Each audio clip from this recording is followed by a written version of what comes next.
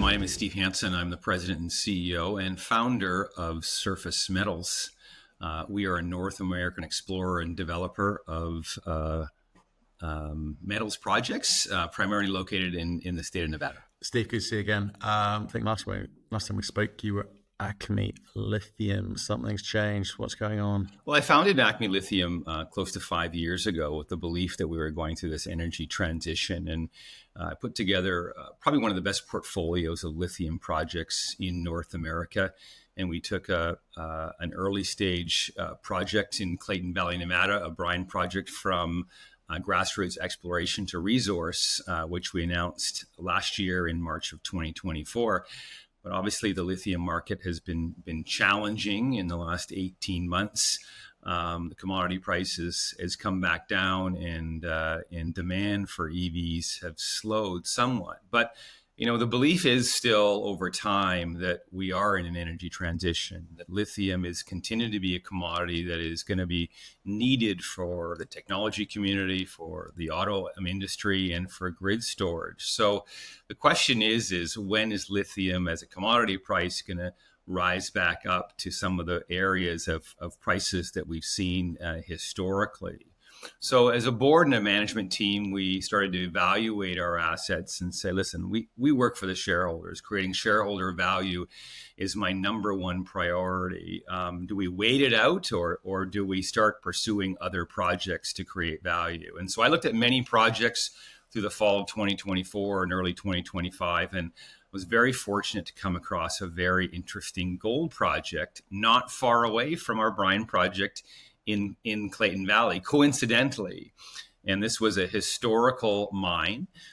It was a project that had been actively explored by Newmont and Echo Bay, which became Kinross, and it's in the Walker Lane Trend. So we're very excited with this project. We acquired it, or 90% of it we acquired in April of this year, and we're excited to get started on developing this project over time. Okay, well let's dive into that in a second, because I think I'm intrigued.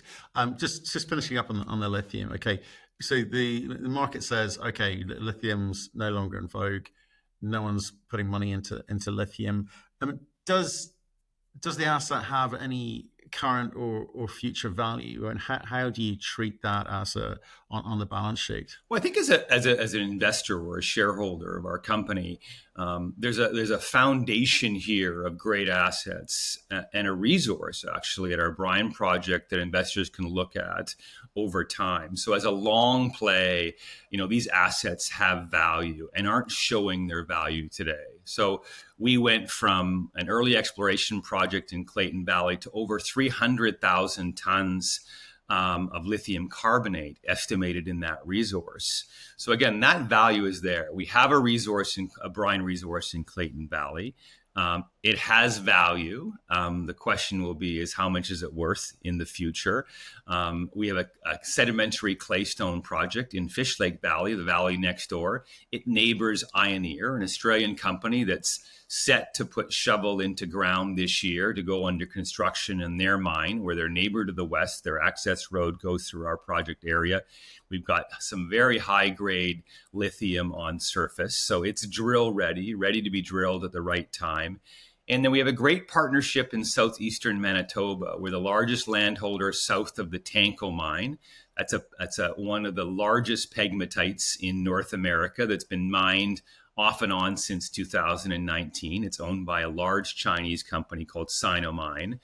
We've had active exploration there for the last few years, and we have a partnership with a company called Snow Lake Energy. They're a NASDAQ company.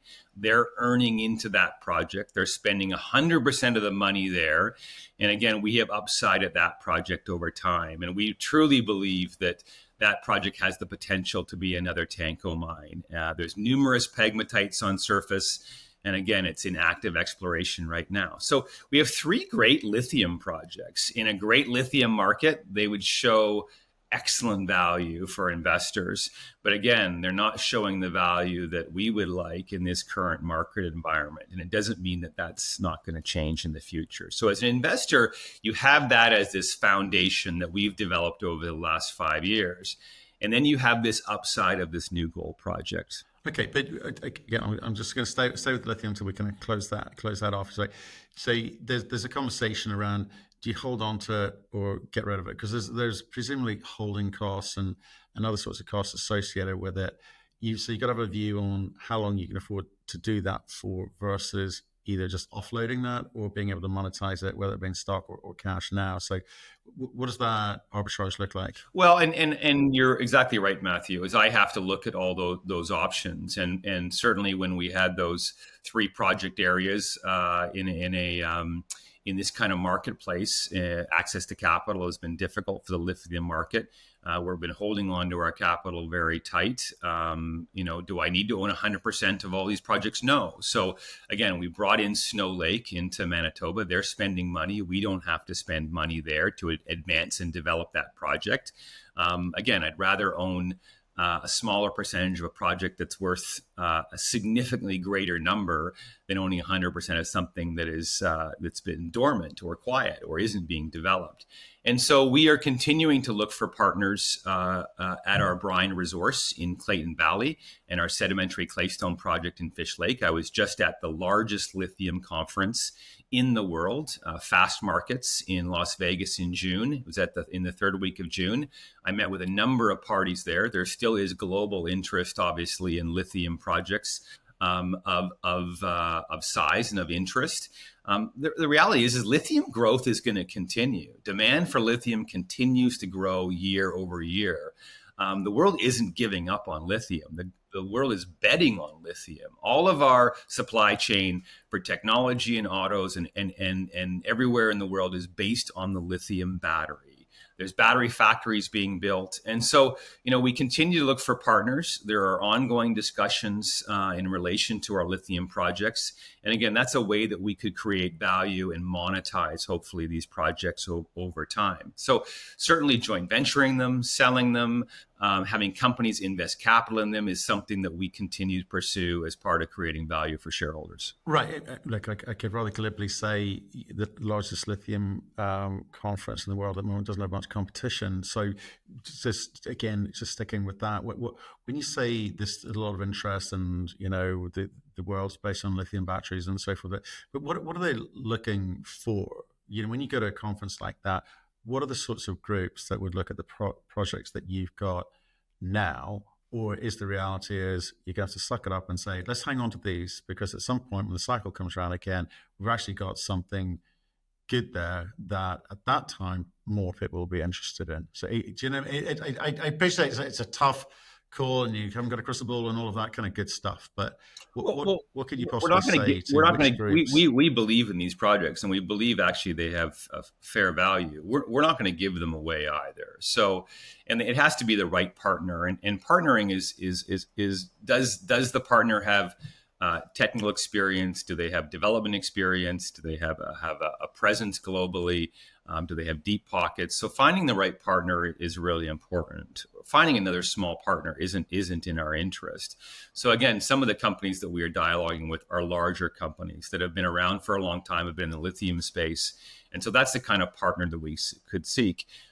If we were to do an outright sale, we would need to create value. We spend a fair bit of money at these projects, and it's not that we want to get all of that money back. We certainly would like a significant amount of capital that we can then go spend on our other projects to develop and create value. But our holding costs are relatively low. The claim fees that we pay annually in August. They're not huge. We're talking tens of thousands of dollars annually, and there aren't. I've cut back our costs corporately on G&A. Many of our technical people are consultants, so it's based on the work that they do, as opposed to high executive fees every month. So our holding costs of these projects annually. We can afford to pay those for a number of years while we wait for the right deal to come along. So as much as the fact that I've had my running shoes on and that I'm working hard to create value, I'm not gonna sell these things for a fire sale here. We want to create value for shareholders, and if we have to wait it out, that's what we'll do. Okay, fair. I won't ask about the name change. That's obvious. Acme Lithium. change to surface metals. Makes sense. Let's talk about the asset itself. So remind me again, how did you pick it up? What did you know when you were doing your due diligence on it? Well, as mentioned, I started looking at projects, or our team did, in the fall of 2024, when we had to certainly look at seeing how we could create shareholder value. I looked at a number of commodities, but I did tend to focus on gold, and not to be trendy, but gold did hit an all-time high of over $3,500. It's currently trading around 3,300. As a commodity, it certainly is something that is attracting interest globally around the world, and continues to. I mean, gold was plateaued for quite a long time, and it's had a very, very good run here. And the fact that our core projects are located in Nevada, there's a long history of obviously exploration and mining in Nevada for gold. It is one of the number one mining jurisdictions in the world. We know it well. We know people well. We've got great technical talent. We know about permitting. We know about the Bureau of Land Management. So we're really comfortable in Nevada. So I did look at a number of projects throughout North America, but Nevada I happened to focus on. And again, this project, we were very fortunate. It came across my desk through a colleague of mine. It coincidentally is only about an hour and a half drive from our lithium project. And what I really liked about it is it had been sort of dormant for the last 15 years. It had been gathering dust somewhat. There were four drill holes put into it back in 2021, but it's in what is a very famous trend called the Walker Lane trend. And some of your investors may have heard of this trend over the years. It's a famous trend that goes slightly northwest to southeast through that southwestern central area of Nevada. There's a number of producing mines in that region, the most famous one being Round Mountain, which is owned by Kinross. They poured their 15 millionth ounce of gold recently. There's a number of mines in production. Anglo has a mine they're permitting right now that isn't far away, that they hope to produce over 100,000 ounces of gold a year. So again, there's been a long history of gold mining in this trend, a number in past production, a number in current production. So we're only about 20 kilometers or 14 miles south of Round Mountain, where our project it's called the Cimarron Project, based on the historical name of the Cimarron gold mine. This is in the Santonio Mountains area. These are low-lying hills. I happened to visit the project about 10 days ago. There's old workings there, buildings. Again, this was a mine that had history dating back to the late 1800s. There was a camp there in the 1920s and 30s. And again, when we look through the database of history, and in particular the work that Echo Bay, which became Kinross, and Newmont had done, there were incredible intercepts. We were seeing 26 meters of almost 5 grams a ton, 40 meters of just under 4 grams a ton, 46 meters of almost 4 grams a ton, surface values and chip samples, almost 120 grams of gold per ton. So again, lots of interesting data. And I think if Newmont and Kinross had those intercepts today versus back in the 80s, when gold was around $300, I think they'd still be there working on this project. So again, we've got a database here that we can work from.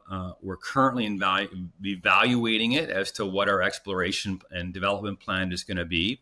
There is a small resource there that Echo Bay, which is now Kinross, estimated already of just over 50,000 ounces. Again, not very big, but again, it suggests that there is gold and potentially more there. So as a project for us to continue to advance, it has all the makings of potential. So I was there with 2 geologists just under 2 weeks ago, walking the property, and I've actually got a conference call. It's my next call today. I've got a conference call with them to discuss what a potential development and exploration plan will be. We're working through putting some new information in GIS, some new cross sections, some new modeling, and so forth. And we hope to have update for our shareholders and new investors here in the coming weeks. Okay, so there's a whole bunch of data from Newmont, Echo Bay of old, Kinross of Remarco, Budge, etc.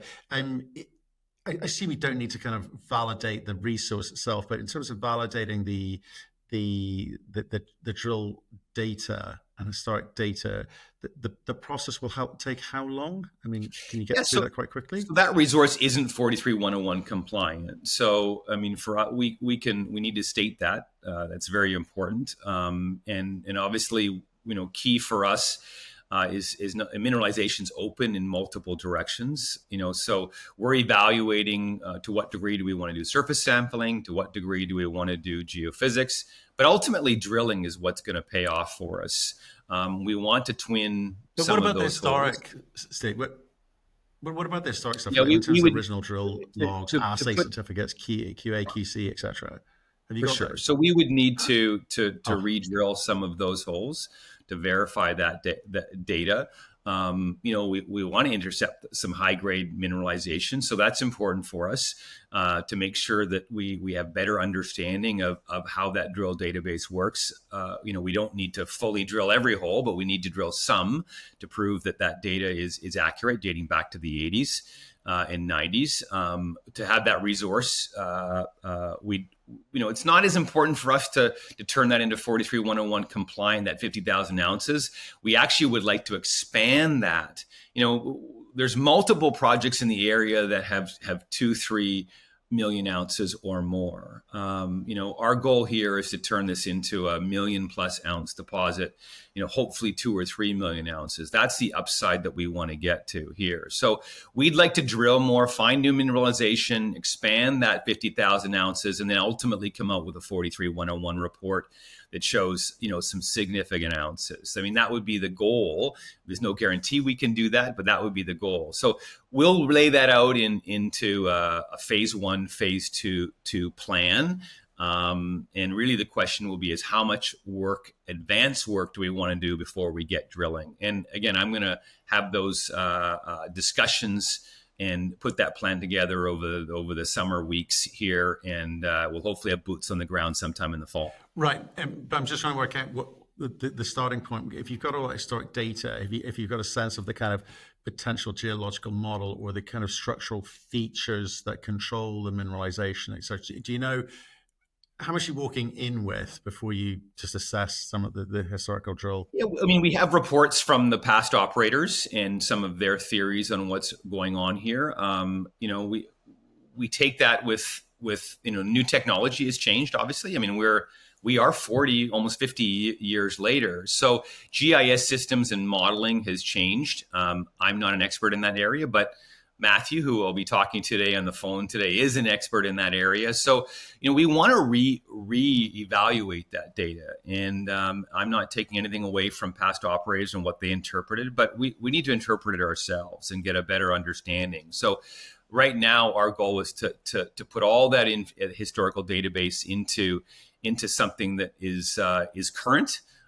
In current software systems, in current modeling systems, and wrap our head around what's really there. So that work is going to be done. That's really the first step. You need information. Information is valuable. So for our first step is to spend time putting that data into a current form, and we could get started, this week on that potentially. So that's the first step. And then part of that will be in parallel is determining, are we going to start sampling on surface based on some of the prior sampling and drill results? Are we going to get some geophysics done here? I have contacts. I have a team and people that are able to do that fairly quickly. So, we'll make decisions on when we're going to green light that work. And then, permitting and putting in a drill plan, is going to be down the road. But, I can have drills turning once I submit a notice of intent and ultimately a bond. I can probably turn that around in about 90 to 120 days.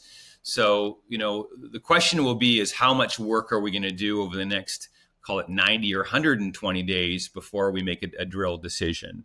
But I hope to be drilling here probably realistically in early 2025. I think that's probably a realistic time. Okay. or sorry, early 2026, I should say. 26, I was about to say. So there's about what 190 holes or so. I'm sort of intrigued in terms of the work that you've got to do in terms of trying to understand the kind of significance of the kind of high grade intercepts. Are they part of a kind of low sulfidation oxide system? Are they isolated shoots? Are they part of a continuous ore body? Have you got any like hypotheses again, or do you want to wait? Yeah, I mean, the historical data that has been provided to us suggests it's a fairly shallow. A lot of the mineralization comes to surface, epithermal system. There's when we rebranded Acme Lithium to Surface Metals. Actually, coming up with the name isn't that easy as people would think, but we were able to secure surface metals, and frankly, our lithium comes to surface and our gold comes to surface. So it actually makes sense from a naming standpoint. But there are advantages to having mineralization coming to surface. This isn't deep mining is very, very expensive.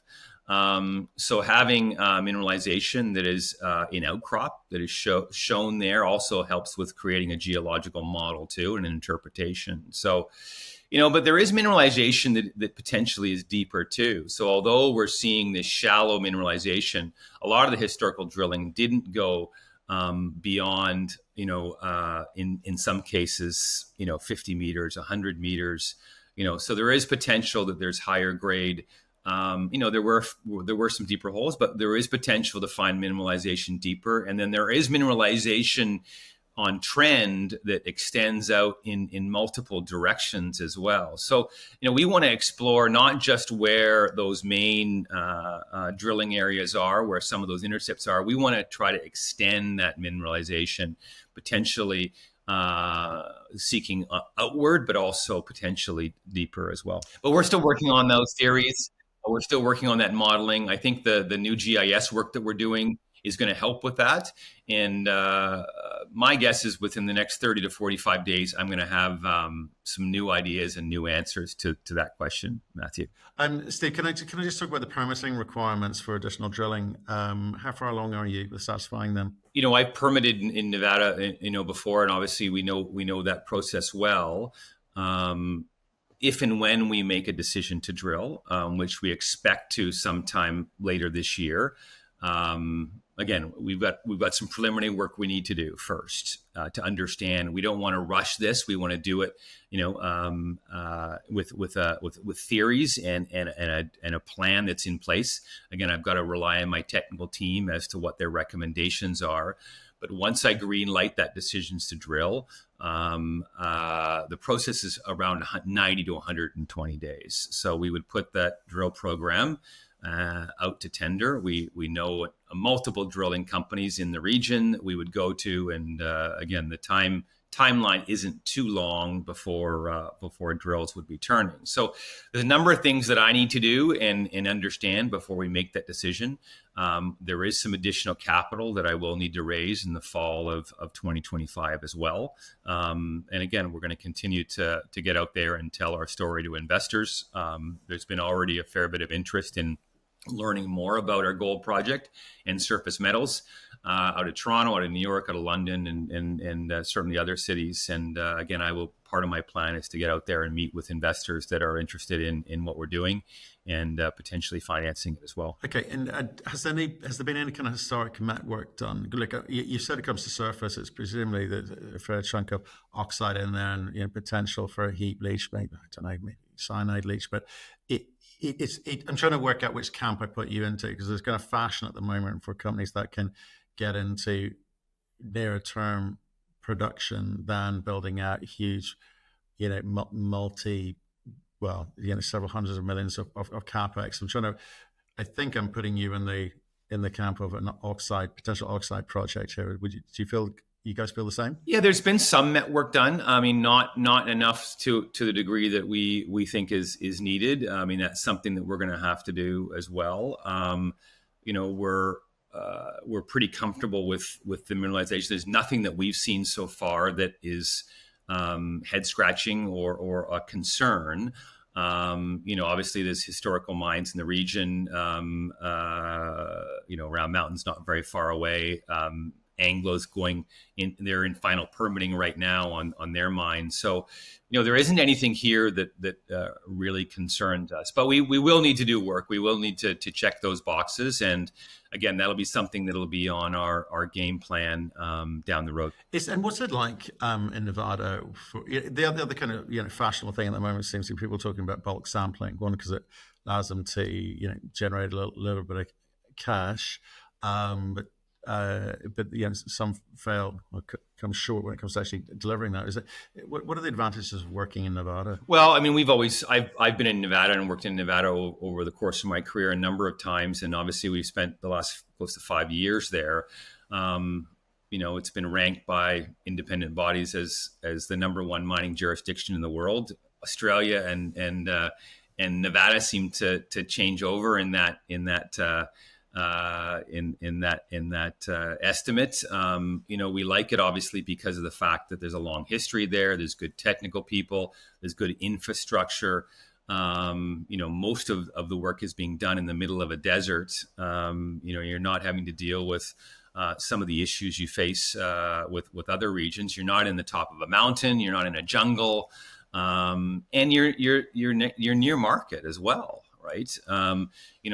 My team can drive to site and sleep in a hotel, or even drive back to their families and sleep in their own bed from where they are.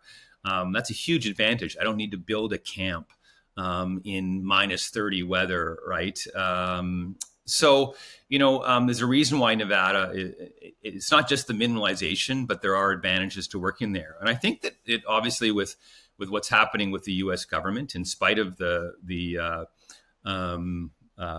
uncertainty and the volatility around that, the new government really wants to create a domestic supply of many minerals. There's a number of projects that have taken some time, but there is I think an improvement in green lighting mining projects throughout the U.S. There's a huge push to get these on stream. So I think that from a macro perspective, having domestic production in North America, there's certainly a push from not just the local community, but at the state level, at the federal level. There are incentives. There's incentives out there to an investment coming from government parties as well. So I think that we're in one of the best time frames to be advancing mining projects in North America, and that goes for Canada as well too. Prime Minister Carney has stated that he wants to greenlight a number of mining projects in Canada. So we're seeing this push now to not be reliant on foreign countries, whether it be Asia or South America or Africa. There's a real push by governments in North America to be reliant on domestic supply for minerals. Okay, I'm going to finish off. I'm going to ask a question about the project. Okay, you appreciate the market was saying we're not interested in lithium. You as a board decided to do something about that. Go for gold, which obviously makes a lot of sense. And you've looked at a lot of stuff. Why did you pick this asset? Was it a case of we got to get something, anything will do, or did you have the luxury of choice? And if so, why did you choose this one? As I mentioned, I started looking. Once the decision was made, we need to take a look at other projects to create value for shareholders. We need to consider all options in this current lithium market. I started looking at projects in the fall of 2024. I looked at many, mainly in North America because that was our focus. But I did actually look at a few projects that were outside of North America. I looked at multiple commodities. I did have a belief, and my board had a belief that precious metals, whether it be silver or gold, had particular interest. And part of it also is you got to understand, where can you access capital? Where is capital leaning towards too? And where can we have the greatest chance for success? So, we did due diligence on quite a number of projects, and it was ultimately this one that ticked a number of boxes for us. It was conveniently located to where we already have people and knowledge. I think that was a coincidence, but a huge benefit to us. Again, I can visit my lithium resource in Clayton Valley in the same day that I can go and walk the ground of our gold project. We have, core storage in Tonopah, Nevada. It's halfway between our gold project and our lithium project. So we have a presence actually halfway between those two projects. I can drive 45 minutes in two separate directions and be at my project. So, there's great benefit to this particular project. We like its attributes. It's not greenfield exploration. The majors have been there in the past, and there's a reason why they were there. There's a long time history of mining in the region. The Walker Lane trend has been talked about most recently by a number of very, very high regarded parties. We're talking in the last few months as a place where the next potential gold boom is going to be, that investors should be looking at Walker Lane as a place to invest. So, we're excited to be part of this region. We're excited to get boots on the ground, and we think that ultimately we can create value for shareholders through not just our gold project, but this foundation of quality lithium projects as well. So we've got about a $5 million Canadian market cap, just under $4 million US. So a really good entry level opportunity for investors too at this point. We really do believe it's opportunistic for investors at this market cap level to take a look at us and come along with us as we continue to create value here.